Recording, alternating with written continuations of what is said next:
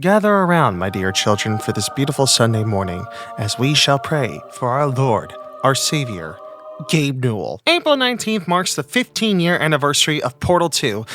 Jesus Christ, it was not that long ago, was it? And allow me to celebrate this massive achievement for Portal 2 by talking about Portal 1 real quick. In October of 2008, just 1 year after the original game released, Portal Still Alive was released for the Xbox Live Arcade. Not only did that version of the game included the 14 achievements that were originally bundled with Portal, but also had 12 exclusive achievements that were pertained to this version of the game. And while a vast majority of these achievements have been lost to time and most people have forgotten about them, there was one of them that was still able to retain its popularity: Out of the Blue. In order to obtain the Out of the Blue achievement, you must complete the game as normal, but once you get the upgraded portal gun, you must continue the game only going into the orange portals and exiting out of the blue portals, hence the title Out of the Blue. It's an achievement that leads to quite an interesting run through, and it's one that quite a lot of people still talk about to this day. And sadly, this achievement is still only exclusive to this version of the game, as it's not available on the current version of Portal that's on Steam, and it's not even available on the Portal Companion Collection that's on Switch, despite it actually containing the levels that were exclusive to Portal Still Alive. But then that got me wondering, what if you tried to do this achievement in Portal 2? Just how difficult would it be to complete the game by only entering one specific portal color? Well, that's what I'm about to find out. In today's video, to celebrate the 15-year anniversary of Portal 2, and also because orange is my favorite color, we shall answer the question, can we complete Portal 2 by only entering the orange portals? Or, alternatively, can we beat Portal 2 by only following the Out of the Blue guidelines? I think it would be important to actually explain what the guidelines are here. I'm going to try to complete the game exactly how I would if I were to get the Out of the Blue achievements in Portal Still Alive, meaning that once I get my hands on both portals, I can only go into the orange ones. And I must try to complete this challenge with as little glitches as possible. And I promise you all, this is going to be interesting. This isn't a late April Fool's video. Before I could continue this video, I must mention that there is already another video that is about this subject by a YouTuber named 𝘵𝘗𝘍𝘉. I had only known that their video existed after I did production on this video, so if you want to see another person do this run, go check out his video.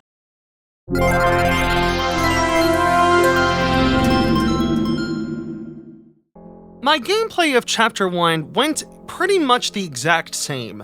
Considering there is nothing else that I'm trying to be held back from, I'm pretty much playing the game as normal here. Especially since the orange portal gun doesn't show up until the very last chamber of Chapter 1. But oh boy, as soon as I got my hands on the gun, that's when I discovered, oh, this is gonna get very repetitive, isn't it? For most players, once you enter a portal and exit the other, you would then shoot a portal that would be relevant to the color that you're right beside. So once I exited out of the blue portal, I would then shoot an orange one and then enter the blue portal and kind of just juggle them. But since I can't do that here, that adds an extra few presses to my gameplay just to keep up with the rules. But let's not worry about the repetitiveness. I'm already at the end of Chapter 1. I've still got 51 more segments to go. Jesus Christ.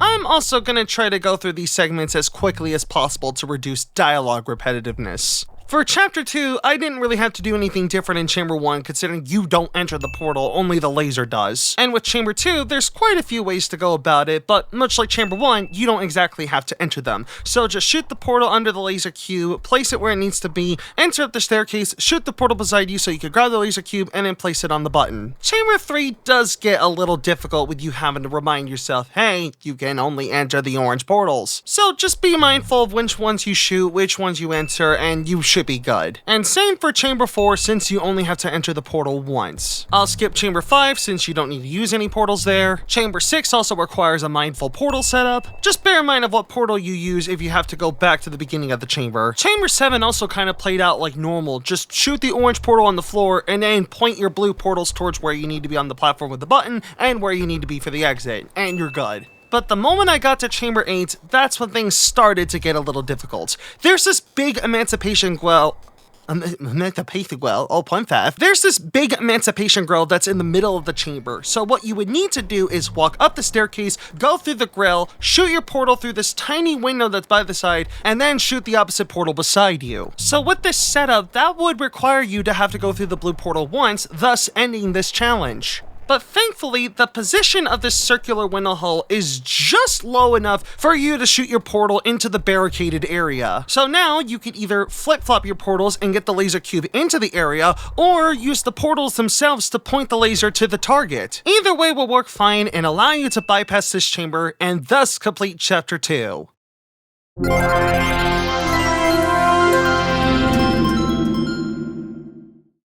Chapter 3, Chamber 9, thankfully doesn't have as many problems as Chapter 8. It's also doable, though it will get very repetitive for you to walk all the way back to the aerial faith plate instead of just going back into the portal, dropping you to the faith plate. Chamber 10 was sorta easy, I don't have really anything to say about it. And with Chamber 11, you just kinda have to reorient your portals. And you would also need to do something similar to complete Chamber 12. Just like Chamber 5 from earlier, you could complete Chamber 13 without entering the portals, considering you just have to use the portals to move the turrets.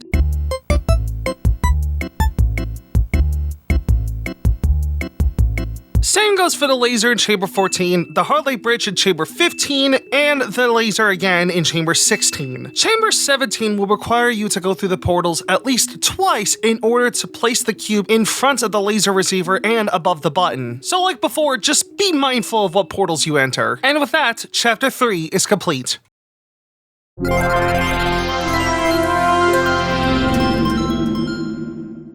Initiating surprise in 3, 2, 1. I made it all up.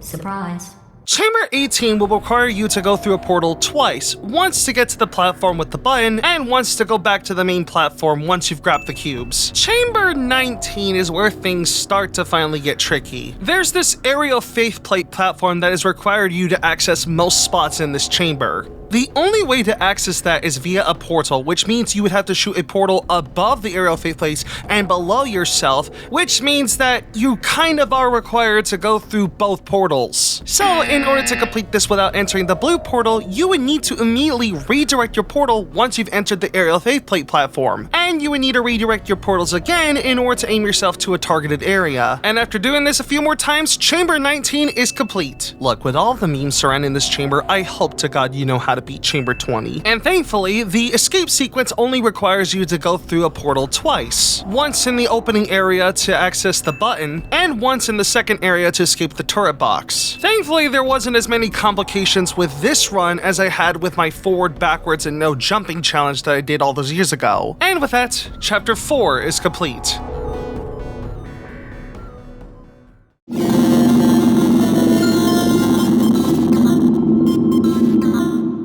The opening of Chapter 5 does require you to go through some portals a couple of times. There's the portal to bypass the jammed door, there's the one to escape the transportation cube corridor, and then there's the wall zigzagging at the end. In the next section, there's a portal you need to enter the turret redemption line, 2 of them to escape the turret target practice area, and some more portal swapping in order to enter and exit the turret control center. Thankfully, the neurotoxic generator and the tube ride both don't require any portals to enter. And for the final area in Chapter 5, you only have to go through one portal in order to enter the fake entrance arena, and once to bypass the rotating panel barrier. Now, all you just need to do is marvel at how much of a moron Wheatley is. I am not a moron! And Chapter 5 is complete. We're already halfway there.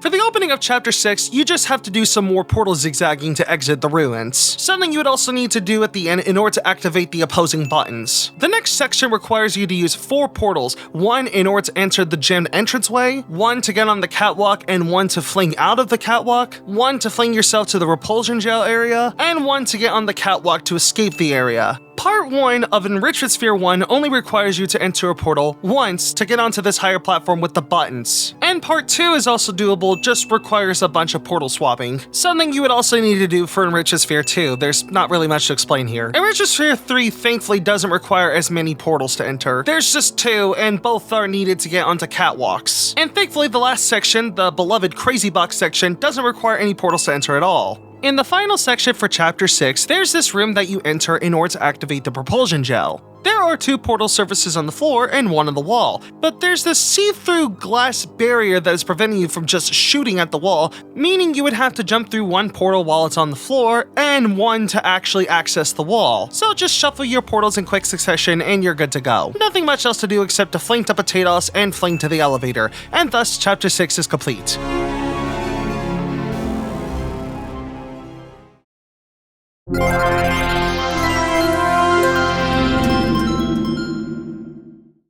Once we got to the first chamber of chapter 7, I thought the run was over. The first part is fine, but there was this annoying roundabout kind of movement I have to do in order to complete it. And there's also this higher area with a portable surface on the ground, but thankfully you could just use the propulsion gel from the room below in order to access the button above. But once we got to the second part, this is where it was genuinely frightful. There's this giant pillar in the middle of the chamber that has 2 opposing portal surfaces. This would require you to place a stationary portal that faces the elevator, hopping into that portal to get back to the main area, and then placing another portal to face yourself when using the gels. There is sadly no way for you to be able to shuffle the portals for you to just use the orange one twice. This would require you to go through both the orange and the blue. But thankfully, we do have one glitch up our sleeve. If you go back to the beginning of the chamber and position yourself on the guardrail, there is one exposed area in the hitbox of the chamber that lets you shoot a portal. And by pure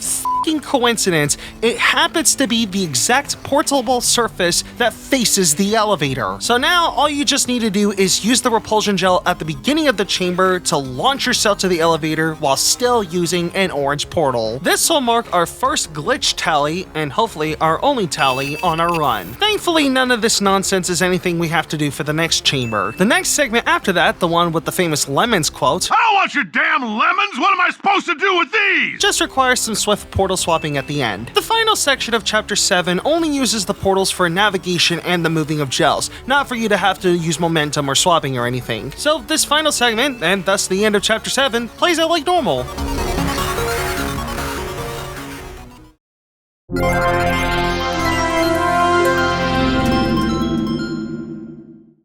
But man, the opening for Chapter 8 was honestly really difficult. If I'm going to be honest, it's perhaps the most challenging part of the entire run. I can't even explain it in words how difficult it was. They even threw a harder curveball in the next chamber. Can these game developers just give us a break? Okay, but seriously though, the first 6 chambers of Chapter 8 play out just fine. It's only when we get to the 7th chamber, which is funnily enough chamber 11, where things get a little scary. Just remember to use your blue portal to face the excursion funnel, and also use your orange portal when using the aerial faith plate. Despite how intimidating it looks, Chamber 12 plays out rather normally. The portals here are mostly used for redirecting the lasers instead of redirecting you. So just remember what challenge you're doing this all for and you're good. The next chamber, which is again confusingly titled Chamber 15, just requires some annoying portal swapping with this glassed-in area with the button. And lastly, Chamber 16 only requires 2 uses of portal entries at the beginning and end of the chamber, thus leading you to the very last chapter, the part where he kills you. But before I can continue with Chapter 9, I must explain that the titles that I'm giving to some of these unnamed chambers or levels are given thanks to the Portal Wiki. I've mainly been using this resource to explain some parts of each level that might be a little bit difficult to explain with words, so thanks to their descriptions, I'm able to explain them more clearly. So for these next 4 segments of Chapter 9, they are given the titles Mashup, Holmes vs. Moriarty, Morton's Fork, and Finale. But in the time trial menu, they are just given the titles Finale 1, Finale 2, Finale 3, and Finale 4. For simplification purposes, I'm going to be calling them by what the trial mode calls them.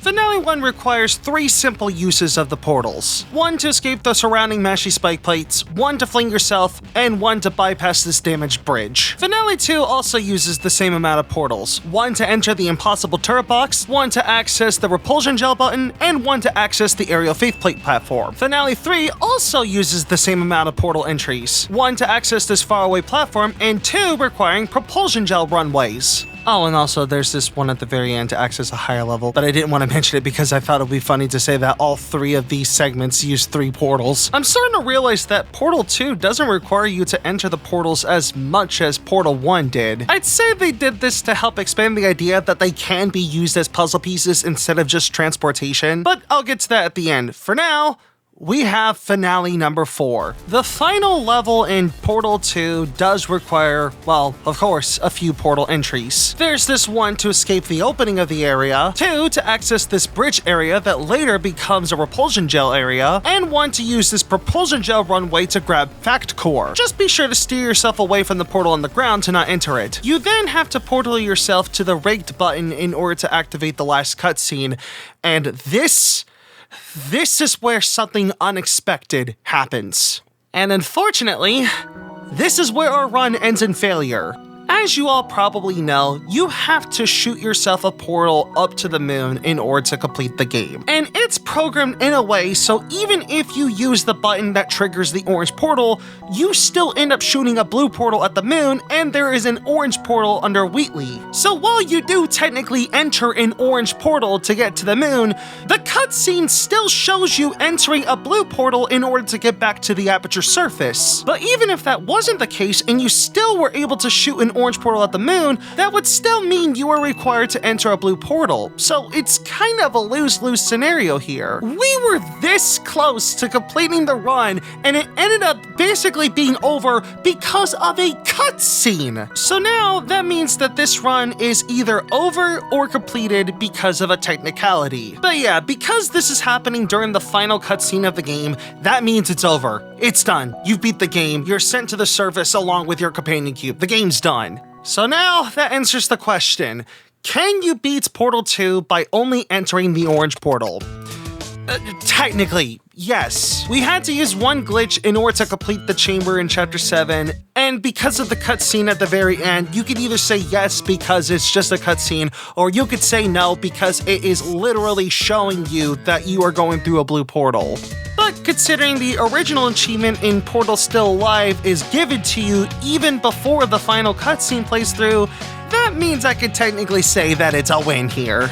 But either way, happy 15th anniversary Portal 2. Thank you for all the memories, the fantastic community, and all the great updates, including the DLC for custom levels that you have given us over the years. There's a reason I put 1,000 hours into this game. It is genuinely that great. But with that said, I want to hear what you think. What are your thoughts on the Portal series? Tell me in the comments.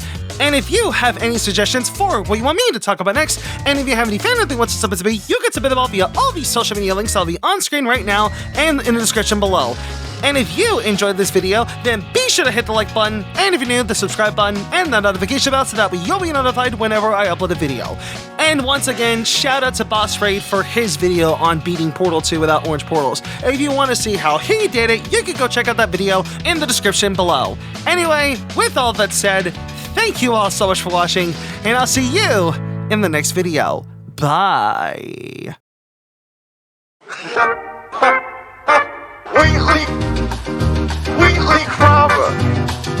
Wen-Hui Kramer.